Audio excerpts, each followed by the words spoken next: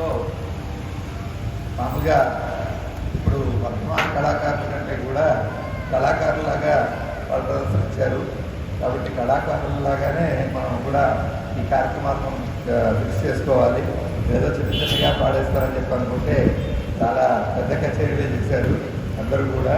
తర్వాత ముఖ్యంగా చెప్పాల్సింది ఏంటంటే ఎంత కచేరీ చేసినా కొత్త వాయిద్యాలు వాళ్ళు ఆ టెంపో ఇస్తూ ఉంటే వీళ్ళకి ఇంకా చాలా మంచి ఆనందం ఊపు వస్తూ ఉంటుంది. ఇందులో పిల్లల్ని అందులో వాళ్ళిద్దరు కూడా పెద్ద ఆర్టిస్టులు వాళ్ళు వీళ్ళని చాలా ఎంకరేజ్ చేశారు. చాలా బాగా వాయించారు, చాలా మంచి సహకరించారు. ఈయన చంద్రకాంత్ గారు, డాక్టర్ బుర్రకం మీద ఆయన అనంతకృష్ణ గారు,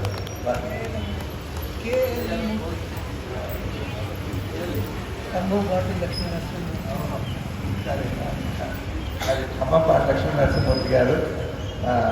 వాళ్ళు చాలా అంటే ఎందుకంటే రాగాలాపం చేసినప్పుడు ఆయన వాయిస్తాం ఆయనకి అంటే వీళ్ళకంటే ఒక మెట్టు పైన వాయించాలి, అంత బాగా వాయించారు.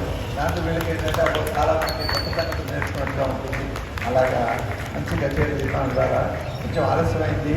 అంటే వర్ధమాన కళాకారులు అయితే 2 గంటల్లో పూర్తి చేస్తారనుకున్నాం. వర్ధమాన కంటే ఎక్కువ కళాకారుల స్థాయికి వచ్చారు కాబట్టి మనకి 3 గంటలు కచేరీ అయింది. తర్వాత వీళ్ళకి ఈ మన వర్ధమాన కళాకారులకి ముందు రామ్ గారి తరఫున చిన్న కానుక వాళ్ళకి ఎంకరేజ్మెంట్ మనం ఇచ్చేది. అయితే ఏంటంటే వీళ్ళందరికీ కూడా అదే ఒక మాట చెప్తాను, ఇది ఎవరు వినకపోయినా రాముల వారు వింటారు కాబట్టి రాముల వారి కోసం పాడినట్టుగా పాడండి, అప్పుడు మనసుతో పాడతారు. అందుకని ఇవాళ అందరూ కూడా అలాగే పాడారు. పర్టికులర్గా మొదటిగా అయితే అసలు ఫస్ట్ దాని మీడియం అలాంటిది నేనే ముందు పాడతాను, ముందు వాయిస్తానని చెప్పేసి ఉంది. అందుకని చాలా చాలా బాగా ఉంది.